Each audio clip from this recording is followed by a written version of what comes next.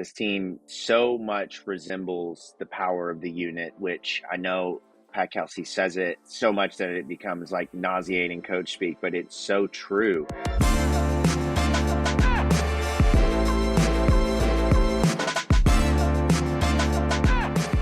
Starting 502 podcast, Jacob Lane alongside of Press Meyer, who is near voiceless. The dedication to the Louisville basketball program. My man has been rocked by the flu. The whole household, along with everyone else in Louisville, has had the flu. Barely little voice, but Press is here. I'm here. We're breaking down another Louisville basketball victory over the weekend as the Cards knock off Miami 88-78 at home on the day where they honored the 2005 Final Four team. So a lot to get into tonight on the podcast. As I mentioned, Starting 502 podcast, be sure to subscribe anywhere you get your podcasts. If you haven't subscribed, rate, review the show. I know myself, Press, Jake, and Roman would really appreciate that. And, of course, subscribe on YouTube at the State of Blue. Press, how we doing, man? You got enough voice to give me a little bit of an update on life? Yeah, I am feeling a lot better than I sound, which really doesn't say a whole lot. But I talk for a living outside of this, so getting back to fully healthy is of utmost importance to put food on the table for my family. Put my family on the table for my food, whatever. So so A little no, COVID brain, man. we're not thriving, but we're surviving. So excited for what I'm happy to say I didn't just thrive, I survived. What is that from? Is that I don't know what that's from, but I'm writing that down because that is the mantra of Louisville basketball for this it episode, is. Press. I It's mean, you from could not have. it's from Bridesmaids when she said, Yes. fell Yeah. down a full Yeah. set of stairs, broke a whole lot of shit. I'm Uh, surviving, not thriving. yeah. So how And about look, Louisville just winning a game? I mean, that's the story of the game, and it's really the story of the season, right? So you win a game without your starting point guard, who just happens to lead the ACC in steals and assists, and you played 33 minutes without your starting center. Just found a way to win. Fat Edwards just 10 assists, 27 points, like it's nothing. Just, I mean, what else can you say about this team? Look, I get that it's Miami, but still, they still had Miami talent. Like, yes, they're young and they're on their third coach of the season and they're battling illnesses themselves. But look, like Matthew Cleveland is no chump. That's a guy that, if Louisville fans remember, that Chris Mack wanted desperately, and then he ultimately committed to Florida State. So you know, it's the fact that you win another 10-plus point game without Chucky, basically without James Scott, it just says a whole heck of a lot about this team, and about the culture and the foundation that Pat Kelsey built.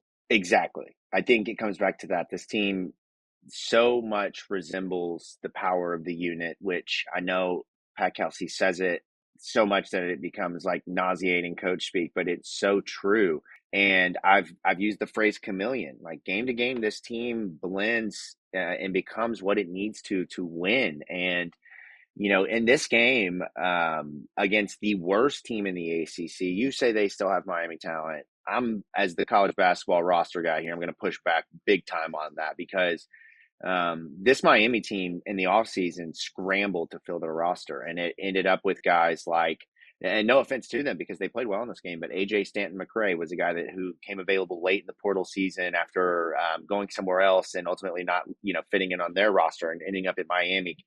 They got Kyrie Huey, who I believe came from either Montana State or from Montana, Idaho State, one of those schools far on the West Coast from the Big Sky.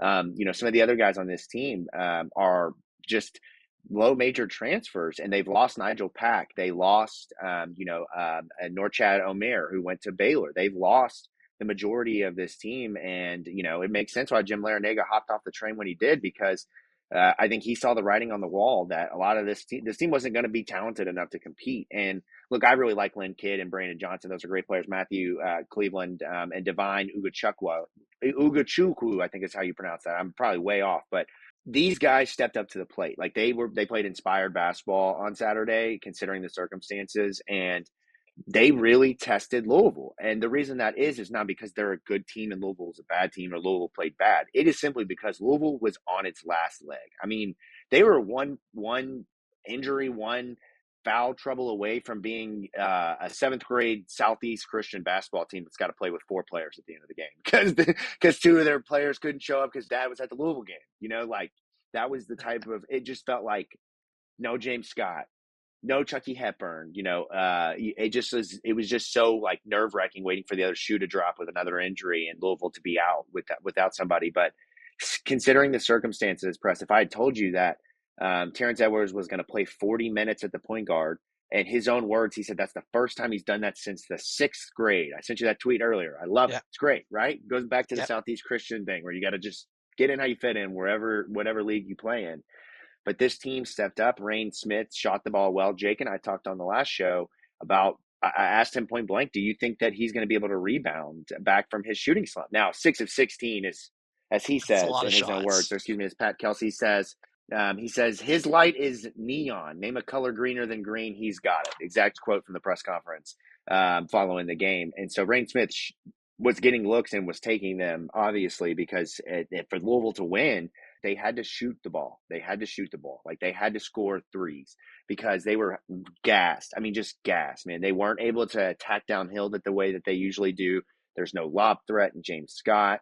There's no backup big man. We're rolling out 5 and 4s that consist of Kadir Traore and Noah Waterman. And, you know, Frank's out there playing big minutes and he gets a dunk finally. Shout out to Frank for getting those big Frank minutes. But, man, it was scary hours. At one point, I text you. I'm going to send in the screenshot of this text message so they can put it in the videos for the show.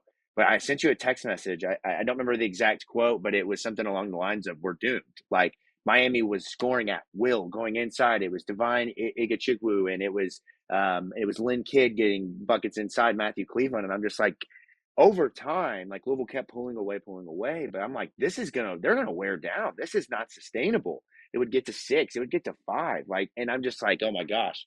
Louisville is going to lose to Miami. This can't happen. But no, power of the unit, Presley. Yeah, I mean, look, you could put freaking Aiden McCool and trying to think of another walk on Patrick Antonelli, baby. Patrick, that's my guy. Put McCool and Antonelli out there and 3 student managers, and they're going to figure out a way to win this damn thing. Like, come on. Peyton got a year of eligibility left. Like, we got to find something in there, right? Yeah, I mean, you talked about the lack of depth for Miami, but I mean, look, you only got Noah Waterman in a game where you desperately needed him. He's still limited in what he could do. Only plays 27 minutes. But I mean, you basically had 3 guys play the full 40. Right. And on the Miami side, you talk about like Miami's problem is not lack of depth. They played, I think they went 10 deep in this game, and everyone just about, I think it was 2 of their starters didn't score, but for the most part, everyone scored, right? But they had, off of the bench, they had 37 points from AJ Stanton-McCray and Austin Schwartz, who had 8, and then Divine Igachukwu. So you're talking about Miami's production came outside of Matthew Cleveland from their bench. Like, and here's Louisville. Like, I mean, they're at the point where they're like, is anybody able to come down here and check in and play? You know, that's what Pat Kelsey was doing up in the stands. He's like, I saw a guy up here. He's about 6'8". He's still here. Like, just trying to figure out who else are going to put in the game. People know this, but Logan Paget is the son of David Paget. He's one of the GAs on this roster. He played for my brother-in-law at Manhattan. So, I mean, you got guys that were D1 players a couple of years ago. I mean, hey, I would be fine with Logan Paget getting out there and playing. So, you know, they've got some managers and bodies. I mean, honestly, though, they're going to have to, like, I'm not even joking. I know they have walk-ons, but they're going to have to consider going out and getting a football player to join the team for the rest of the season. Like, we need a Josh Chichester because they need bodies in practice, man. They have to have bodies. Think about the practices at this point. Think about how many guys they don't have for practice. Like, you know, Pat, I mean, right now you're listening. I'll come down and practice. I mean, I'm not going to give you much outside of probably 10 bad shots, but you know, it's get a couple trash cans. You're going to need them, and not because you have that lunch pail mentality or whatever, and not because your game's trash, because you're gonna be thrown up. Just want to be right. Bingo. I'm right there with you. I'm tracking. Yeah. First time down the court, like I'm gassed. I don't have anything left. Second time, like, coach, it's near emergency, third time, where's the trash can? I'm puking type of, that's me in a basketball nutshell right now. But Yeah, think about it though. I mean, James Scott, well, let's talk about James Scott here in a second. But, sure. coming off of a facial injury, not sure how much he's going to be able to practice. I'm sure he's going to be out there, but they're going to try to limit some of that contact, right? Obviously Noah Waterman recovering from a thumb injury. Then you're talking about, Traore recovering from an arm injury. Chucky Hepburn has been day to day. You're not going to have, obviously, hopefully at this point, I don't know what the status of Ali Khalifa and Kobe Rogers are, but hopefully they're able to give them some practice minutes or something. But they need bodies, man. I mean, this is starting to really get to the point where you're kind of worried about it. These guys, you know, Pat Kelsey always shouts out the conditioning staff and the training staff as being important. And I mean, look, the luck, the injury, the streak of injury luck that Louisville's had has been unbelievable. I mean, you got, right to the start of the season or the end of last season, right? You have why am I blanking on his name, from College of Charleston? Eli Just Foy? Are you talking about from the training staff or from the Louisville? point guard. Why can I not think of his name? Kobe Reyne Smith? Rogers.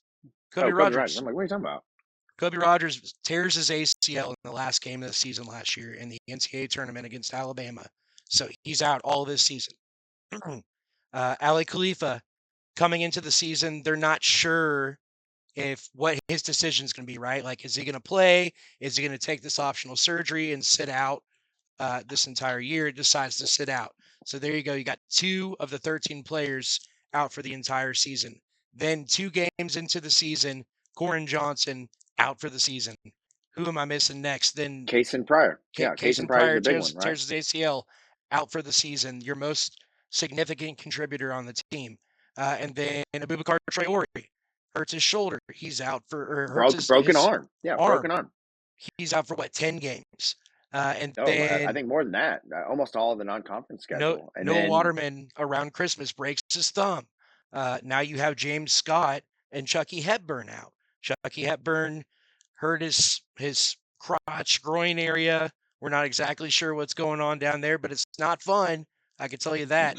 And I know, as somebody who's tweaked their groin many times, it's a lingering injury. Like, that's yeah, something that's yeah, I he's talked gonna about have to that on work last. through it. I talked about Yeah. that on last episode. I suffered a groin injury in high school and playing basketball, and I still to this day struggle with it when I'm trying to, specifically. This is a lot different than him, but especially when I'm trying to ramp back up into being like fit and active, like playing basketball, running, and going and doing like high intensity workouts. I feel it still, and that's 15 years later. So that's an injury that, he's got the best care in the world. Mine, I let go, I didn't play serious basketball, so it didn't matter. But for him, coach said he's doing around the clock rehab, but even still, he's going to feel that. It's going to be a pain tolerance thing. He's going to have to play through that. One wrong step here and there, he's going to feel it every single time. So that's a big deal. And then also not only that, Press, but if you go back a couple of weeks, Chucky came out and, at the end of a game of a blowout, I believe, and had his back wrapped up. And after the Yep. game, Coach Kelsey said that he had been dealing with some back issues kind of day to day, that was really trying to fight through it and manage it. So everyone's banged up at this point. But I mean, Louisville is at the point where they're playing 6 guys, 7 guys. Yeah. And then it's after that, it's walk ons.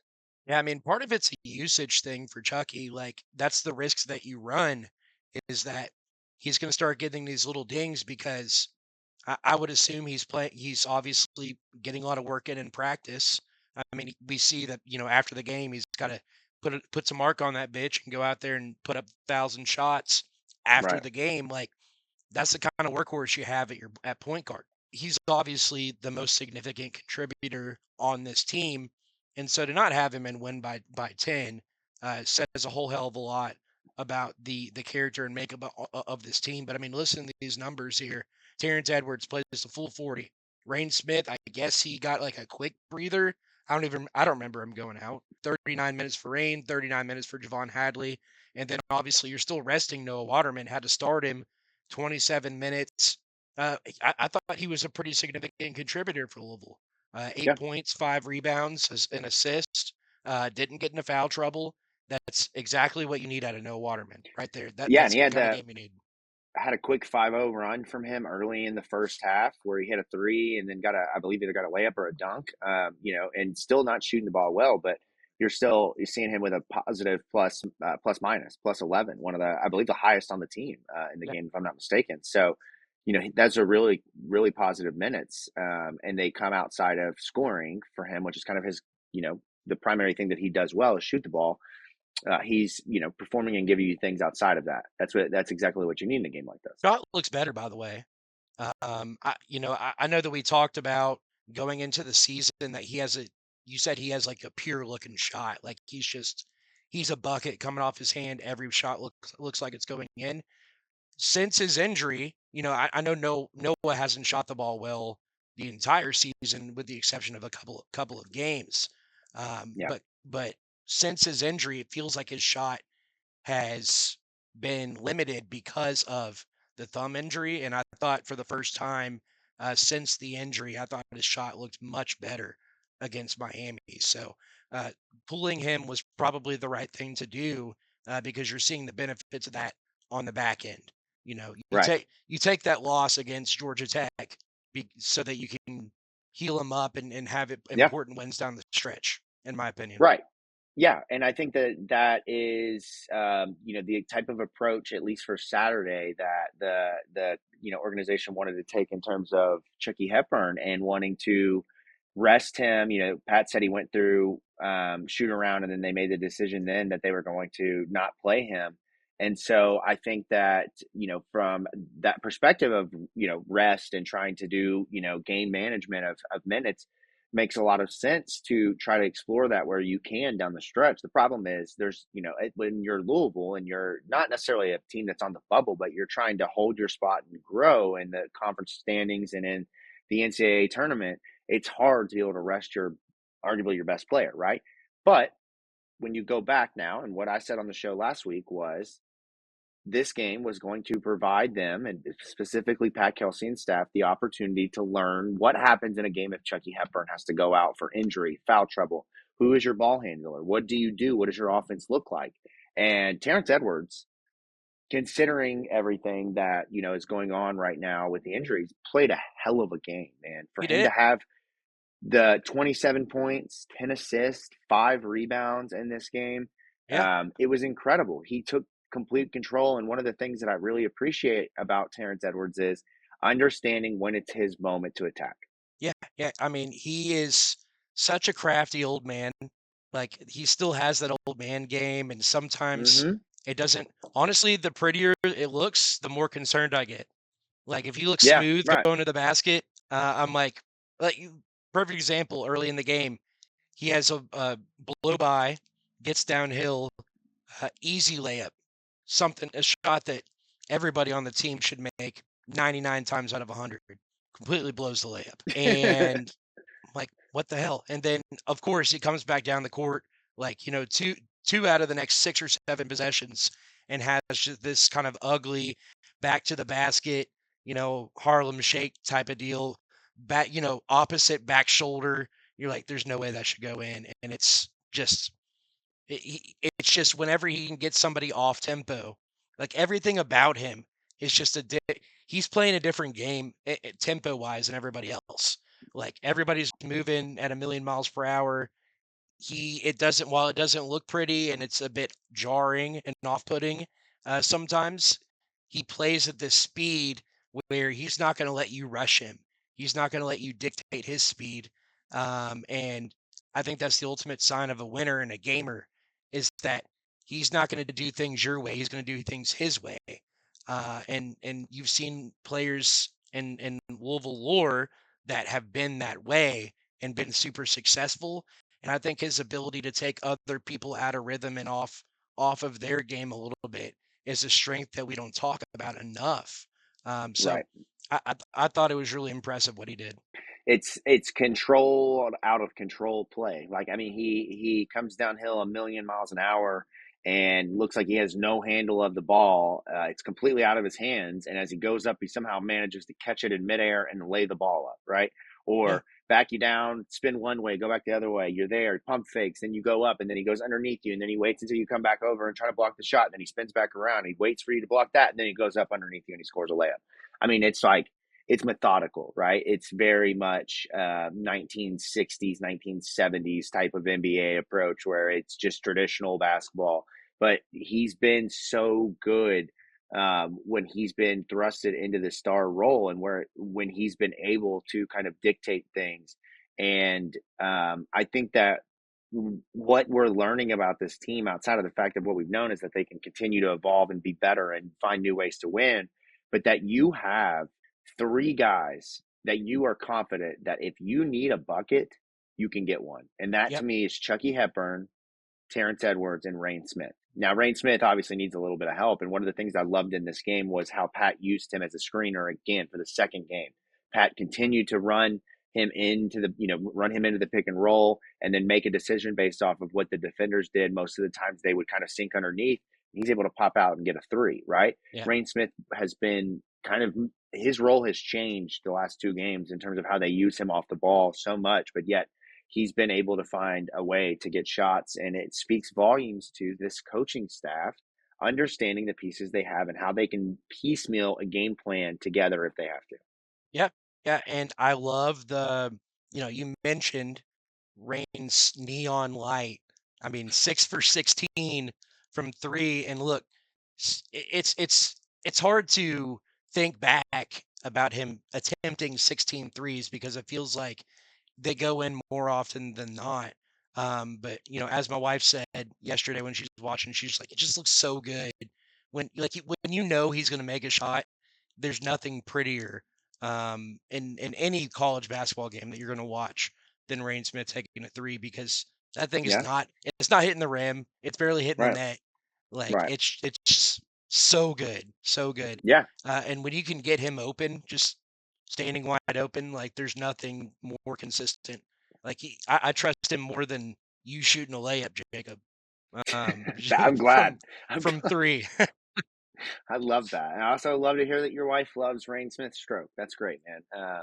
Absolutely. I think that she's right there with, 20,000 other Cardinal fans. I mean, it's incredible what he has evolved into this year. And I think he's tied for fifth, if I'm not mistaken. I saw this earlier from Kelly Dickey in the top 10. I think he's like right in the like fifth, sixth range, tied or right there Mhm. in terms of 3-point field goals made in a season, and it's got a chance to surpass Taekwon Dean's record.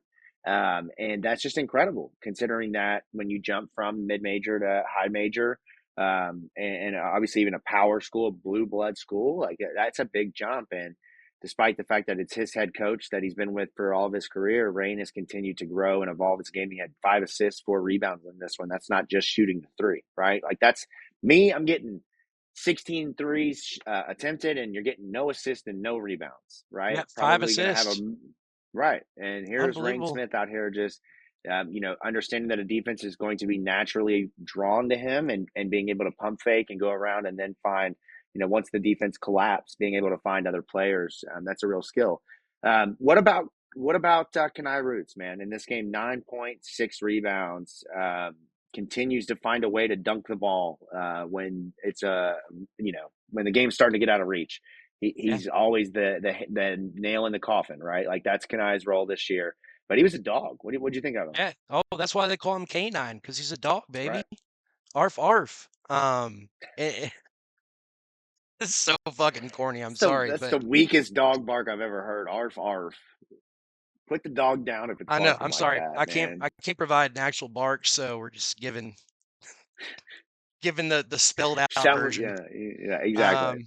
Um, but no, I mean, you're exactly right. Nail on the head. There is Kanai Roos is the guy that comes in for the kill shot every time, and the reason that it works so well is because he's so aggressive. So number one, he's the most athletic player on this team. He is so gifted to be 6'8", 6'9", with an incredible wingspan, to have that leaping ability and that hand-eye coordination, and to be able to make everything look so smooth and polished with such little experience.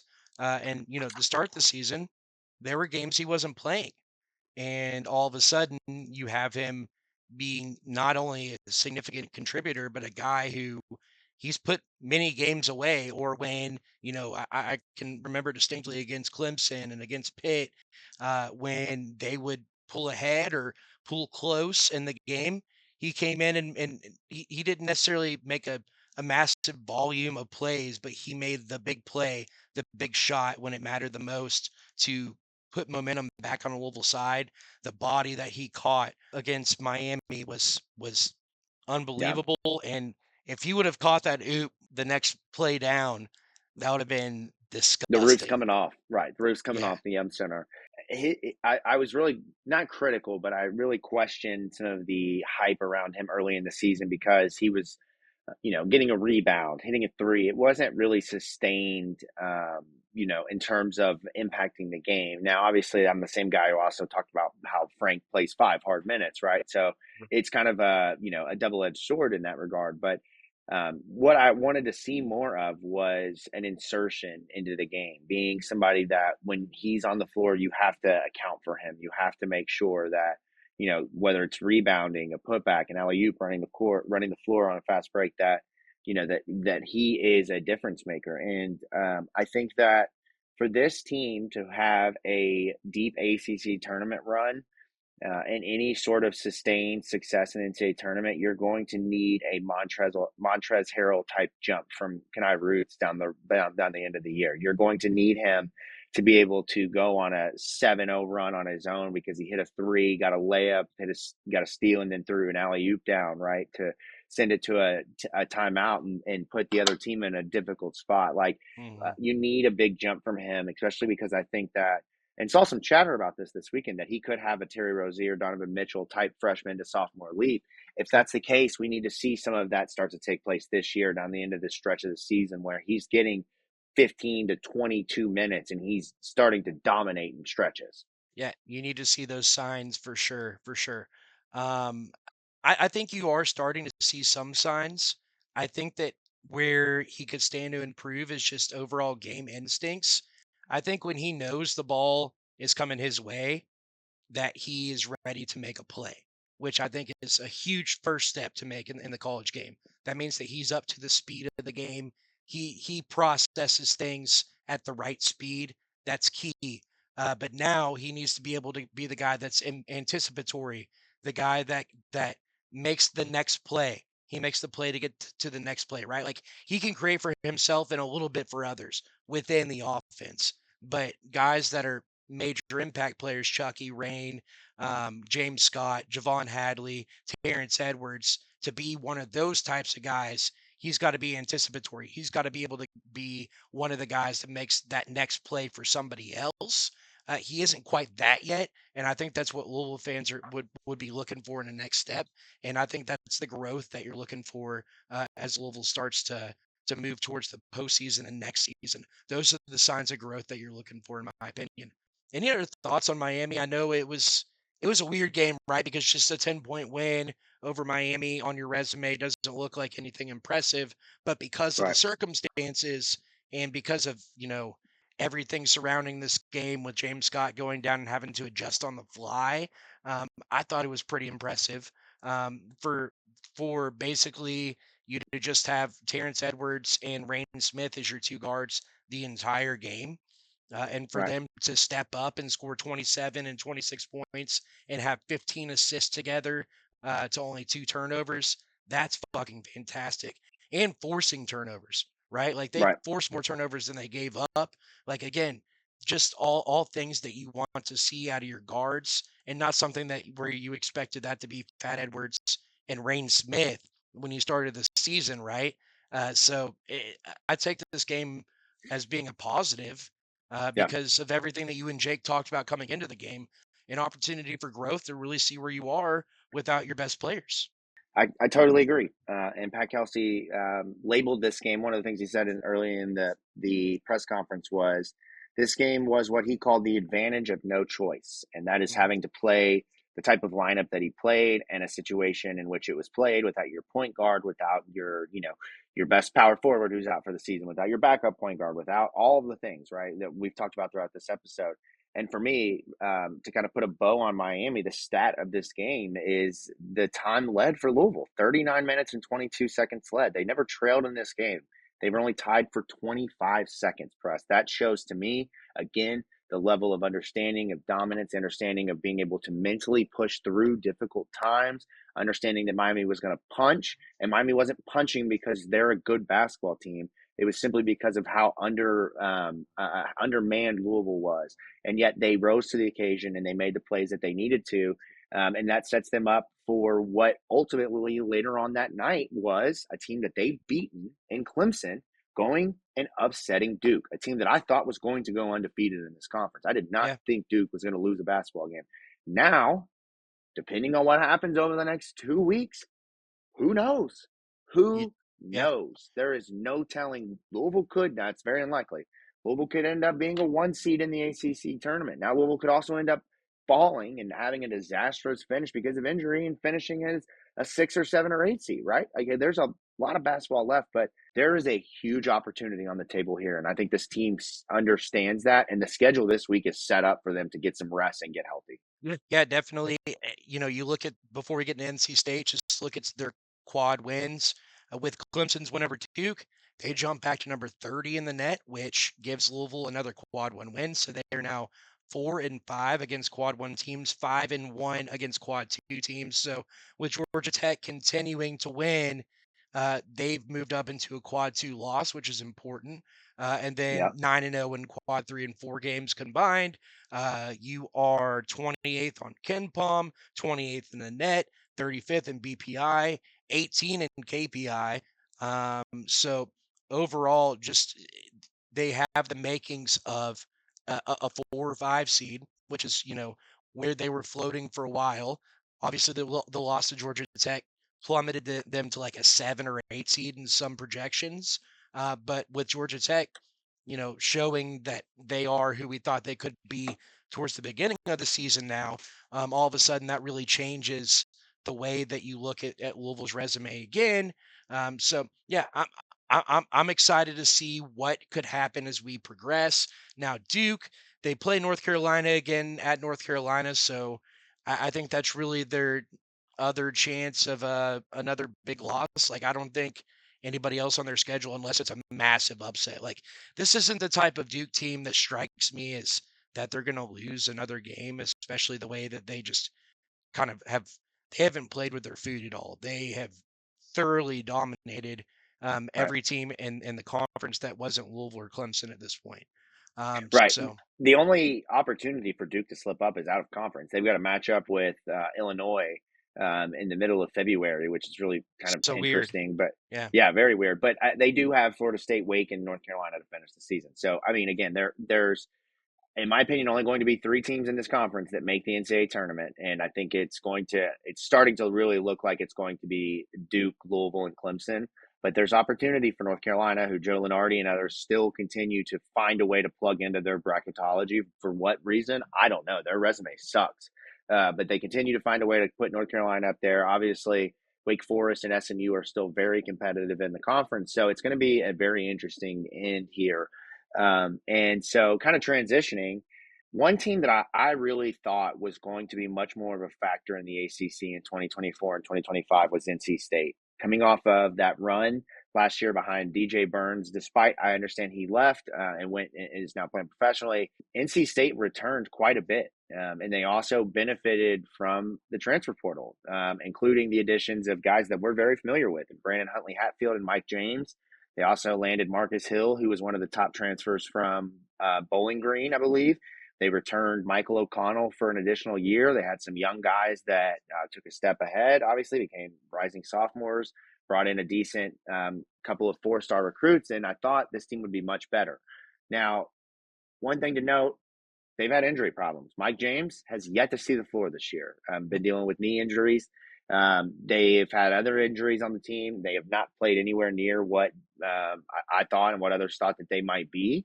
Brandon Huntley Hatfield has been missing games here over the last couple of weeks. And so this is a team that is just absolutely starting to sink to the bottom of the ACC. I believe they're on a 7-game losing streak at Yep. this point. Yep. 1, 2, 3, 4, 5, 6, 7, 8-game losing streak after losing to Stanford But one thing I'll say before I pass it back over to you is that those games have all been one thing: competitive.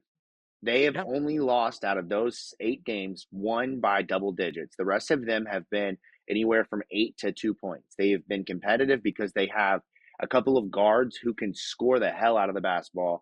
And then they've got guys like Ben Middlebrooks and Marcus Hill who provide some versatility and size. So it's an interesting matchup for a Louisville team that's not right now super healthy and coming off of games in which your best 3 players played 40, 39, and 39 minutes. And your fourth best player arguably got his teeth knocked in. literally, literally. Right. Yeah, i- it's it, going to NC State's never easy, right? I think a lot of fans, the one thing to know, like you said, Jacob, you're not going to see Brandon Huntley Hatfield more than likely. You're definitely not going to see Mike James. So while that was a huge storyline for Louisville fans, when I would say those were their two best players last season, unless I'm missing somebody. So you're not going to see them. Dontrez Styles and Jaden Taylor are a really formidable backcourt duo. And one thing that you talked about, Jacob, that it kind of gives Louisville fits, and I think it may give Louisville fits on on Wednesday, is the fact that NC State's probably going to play 4 guards starting out, Yep. right? So They they have sure will. Dontrez Styles, who's a six guard essentially. Jaden Taylor's a 6'4" guard. Marcus Hill's a 6'4" guard. Michael O'Connell's a 6'2" guard.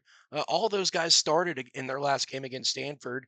And then you have Ben Middlebrooks, who is a guy who can kind of stretch the defense a little bit, pop out and shoot some threes, pull you away from the basket a little bit.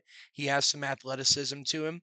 And then they bring another guard and Trey Parker off the bench, who's coming off of a 5 assist game. So uh, there there's a lot to be concerned about with this NC State team, and I think maybe most notably that Kevin Keats is a winner, and he's not going to stop trying to win just because they've had some Yeah. attrition on the roster or they're not as talented as they were a season ago. You saw them. I mean, that was not a fantastic NC State team by any means. I mean, they were literally trailing Kenny Payne at halftime in the ACC Yeah. tournament in the ACC first round. opener.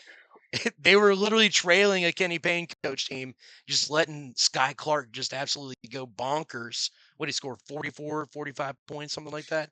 Something crazy. I'm pretty sure. Did he not score in the 40s? I Yeah. I blocked out all of that memory. I'm like Vince Lococo at the 2018 football team for Louisville. Like I've blocked out the last 2 years. But what I'll say is I agree with you. This is a bad matchup for Louisville right now, It's if you want yeah, me it to be is. honest. With what we saw this weekend with guards who can attack downhill and who can get in the paint, Jaden Taylor and goodness gracious, you just mentioned the name of the other guards: Marcus Hill, Breon Pass, Hmm. Trey Parker. Yep. These guys, even some of the freshmen that they have, Dontrez Styles, sorry, is another one that you mentioned. These Yep. guys can score in the paint. They can also, shoot the ball a little bit from three. I know Marcus Hill is their leading scorer, is only a 21% 3-point shooter, but Jaden Taylor, Dontrez Styles both shoot over 30, right at 34, 35%. Michael O'Connell, while he only shoots at 30% from the field, roughly, he is a guy that I will put you on alert right now might hit 6 threes in this game. Like he Hmm. is that type of guy that gets just randomly hot throughout the year. So it's going to be a matchup of Louisville being able to improve on downhill stopping penetration defensively, and then for James Scott, can you, with the concern now of likely wearing a mask and not wanting to get hit in the face again after having two or three teeth knocked out, how physical does he play? How much of a rim presence does he offer? That will be really what dictates this game, because if Louisville is able to limit the number of just easy buckets around the rim, they're going to win this game by double digits. I mean, that's what the math would tell you. Louisville won by 10 against Miami. Miami's not that much better than NC State. They're better, but they're not that. Or sorry, NC State's better than Miami, not that much better, but they're better. But Miami still had guards that were able to do what they wanted and dictate this game in some regards because of the fact that Louisville had no post presence. Miami only shot 12 free throws in this game. That they only went to the line, 6 times. I can count it on two hands, roughly, right? So that shows me that Louisville didn't have really anybody inside enforcing anything. They just had to let buckets go and do what they could. So in this game, you've got to improve that. You've got to lock down Jaden Taylor. You've got to lock down Marcus Hill. I think Javon Hadley can help with that. Obviously, if you get Chucky back, then I think you're feeling really good. And I think Louisville's going to win this game by, I'd say, 8 points. But I think that this is a matchup that, if on the road, with guards that penetrate, with a team that's got capable shooters, with a coach that desperately needs a win, they're hungry. I would imagine they're tired of losing games by a couple of points. They're either going to be checked out or they're going to be locked in. And I think that Louisville will win, but it's going to take them really kind of being much better defensively in terms of stopping the penetration. Yeah, I mean, you're seeing a team in NC State without a winning identity, but they have a coach with a winning identity. Louisville fans know that firsthand with Kevin Keach, right? So, this is a game that you have to come locked in. You got to bring your whatever Pat Kelsey says. You got to bring pack 2 doses of defense and three different versions of hustle and whatever else that he says that you have to pack for a road game. The last time Louisville went on the road, no, I take that back because right Yeah, they lost they've to won. Georgia Tech, Right. No, they won a right? road. Or they No, beat yeah. Boston College. Yeah, They beat they beat Boston Boston College on the College. road. Yeah, So, yeah, yeah, but still, yeah. you're getting challenged on the road now and you have a target on your back. I don't know if Louisville will be a ranked team this week. We had a whole bunch Probably of not. top Yeah. 25 teams lose, but a bunch of unranked teams beat them. So I would assume that maybe some other ranked teams jump in ahead of Louisville this week. But potentially, you're basically a quasi top 25 foe who has won what 13 out of your last 14 games, something like that. Yeah. So you're second place in the conference. You're a team with a target on your back, and this is a team that is fully capable of taking advantage if you don't come 100% ready. Uh, and I do think that where Louisville can take advantage a little bit is down low. Like, I don't think this is a team that they're going to be superimposing in the middle. Ben Middlebrooks is a really quality player, but I'm not sure that he's superimposing or a guy that's going to play 40 full minutes as well. So Right. when he comes out of the game, there's not a lot behind him, at least not a lot of proven, that's a proven commodity. Don't come at me, NC State fans. Sorry, but it's yeah, it's a unique matchup. But I think it goes back to the challenge of playing an opponent with 4 guards, and when you have Javon Hadley instead of being the imposing guy that can play and defend guards and post up against smaller players. Instead of being that, now he has to keep up with a bunch of smaller guards or Terrence Edwards, or Yeah. as long hoping Chucky Hepburn plays. Having to defend a litany of different things they can throw at you. Kevin Keats, a Rick Pitino disciple, so you're going to see some of that kind of matchup zone type of play. You could see some full court pressure. How does Oh yeah, for Louisville sure. Yeah, so how does Louisville deal with all of that? With a lack of depth, with the entire team kind of suffering some attrition, dealing with different injuries. Nobody's healthy at this point, and so it's just about sacking up and finding a way to win this game. And I think it starts with doing what Louisville's done so well in conference play, which is coming out and punching people in the mouth. How does NC State take that? And if NC State comes out and they're able to punch you in the mouth, how do you react? So yeah, that's Yeah. kind of what it's going to come down to. I know that might be a bit generic as far as an analysis, but yeah, it's gonna come down to, can Louisville circumvent a team that's built very similar to Georgia Tech? Yeah, That's and from that game, right? Nate George, Donald Hand, and AJ Stanton McCray, Matthew Cleveland. Up until that point, those 3 games, they've guards have hurt you. They've been able to attack the paint and get downhill. So, in a game that is against the second worst team in the ACC, and that's going to press you, that's going to try, they're going to try to punch you in the mouth. Can you respond to that? Can you, kind of withhold that punch and then be able to counterattack and dominate the way that you should? I think the answer is yes. What's your prediction? Do you think they win this game? I do. I think it's gonna be a little bit lower scoring than we're used to. I think Louisville's gonna have to pack that defense, and I think they will. The one takeaway, the one thing we didn't talk about much at all, was the fact that Miami scored 78 on you. Now, right? granted, Miami has they. If you're breaking down the ACC, who has better offenses, I'd say Miami's closer to the top half than the bottom half of the ACC offensively. So, but this is a Louisville team. We're more accustomed to them allowing, in the 60s or low 70s. So that's something that I'd like to see. Louisville figure out how to deal with. But I'm gonna go. I'll go 72 to 61 for a prediction from me with Louisville Okay, winning. like that. I Any like that. final thoughts? And I want to hear your Super Bowl prediction. What does Kendrick Lamar open with? And people, this will probably be published after the Super Bowl, but Yeah, what's Kendrick open with, and here we who go. who wins? I think we open up with it's a toss up for me because I think he could go old school and open up with anything from Good Kid, Mad City. But I think if Mhm. I had to put money on it, Squabble Up is what we're gonna see opened up to. I think the big surprise of the show is Taylor Swift joins the halftime show to do Bad Blood.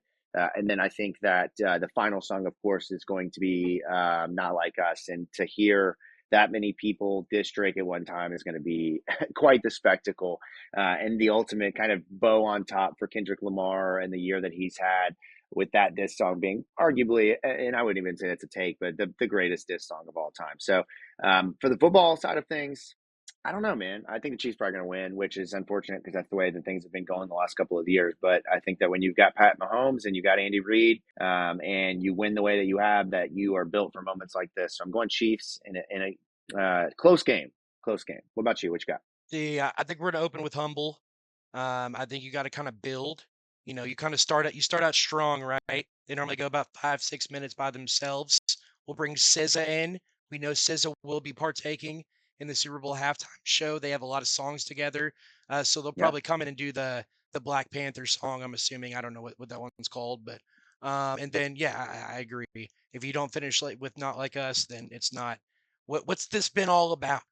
If I can't, what is it that Creed says? If I can't snorkel, what's this been all If about? I can't Oh, if I can't scuba, what's this scuba, all been about? Yeah, yeah, right, yeah. exactly. What's this been about the whole time? I like the Taylor Swift prediction. That would really blow things up. I don't know. That feels I mean, almost hey, too on the nose. it could, but That's Bad Blood is an absolute bop. As somebody who's that got is. a 7-year-old Swifty in the house, I'd try to tell her like, that's a bop. Kendrick Lamar on a Taylor Swift track is I dangerous. think this is such a moment. Like, so I have spent some of today trying to prepare my family for what they're going to see because there's could be a bit of a lack of culture and understanding. And the last thing I want is my text being flooded with, what is this crap? Where's the guitars? Yeah, All yeah, the general generic statements that you're going to get from a correct. washed up white family. I just watched Yes, my too poor dad loud. and stepmother fumble over getting on a Teams call for 20 minutes the other night. I mean, God bless, that was painful. So I Oh, can only they're going to imagine. be. They'll be the leader of the pack complaining I about K think Dot tomorrow I morning. think this is such a cultural moment. I'm very excited for this halftime show, and I think that not I think that including Taylor Swift would take away from what this moment means That's a good point. for the Yeah. culture. Um, Whitewash it is what you're saying there. Yeah, yeah, I that's a don't good want to. point. That's a good And point. look, I Exciting understand that. whites. Yeah, I understand the exciting white section would love T Swizzle to join, but I think Taylor Swift understands the importance of the moment as Yeah. well. This is a huge Mm. thing for the culture in general. Maybe she doesn't. I don't know. Anyways, Last thing. Last thing. I Last thing. Does yeah. Travis Kelsey propose tonight? Yes or no? Ooh, if they win, yes, but they're not going to win. Saquon Barkley is going to run for 170 yards, On his Super Bowl birthday. MVP. On his birthday. I think if you're sprinkling in some bets, which who gives a shit because nobody's going to listen to this before, but Yeah, they gave up um, on this like 15 seconds ago. Yeah, this is just listening to yourself at I this point, think Press. I think sprinkling in 25 yards in the second and fourth quarters for Saquon Barkley Wow, could earn you some coinage. look And at that. I think the Eagles are going to do it because I think they have just enough bullshit of their own with the whole tush push situation and I I don't know, they know how to eat up a lot of clock, and that's really what you got to do against the Chiefs. I just I don't see it. I don't see a three-peat happening. So mark that down, Jacob. But it's been fun. It's been fun, and hopefully everybody's tolerated my inability to talk, and hopefully the 100 people that I talk to tomorrow on the phone will enjoy it as well. I'm sure they will. Well, as I mentioned at the start of the show, make sure you subscribe right here on the YouTube channel, State of Louisville. Subscribe to the podcast anywhere you get your show, Starting 502 podcast. Later this week, Press will be back with Jake Hook breaking down the NC State game. Check out the live stream this week for the NC State game. I believe as long as Press is in good health, should be back for that with the folks over at Floyd Street Media. So busy week of basketball. We will catch you on the other side, folks. I will see you. I'm headed to New York City, Press. I'm going up there for a week of basketball outside of Louisville. My brother-in-law is playing in a big tournament at the Barclays Center, going to a Nets game on Wednesday, going to see the worst team in college basketball in NJIT on Saturday. So we got a busy weekend ahead. But until next time, folks, go Cards.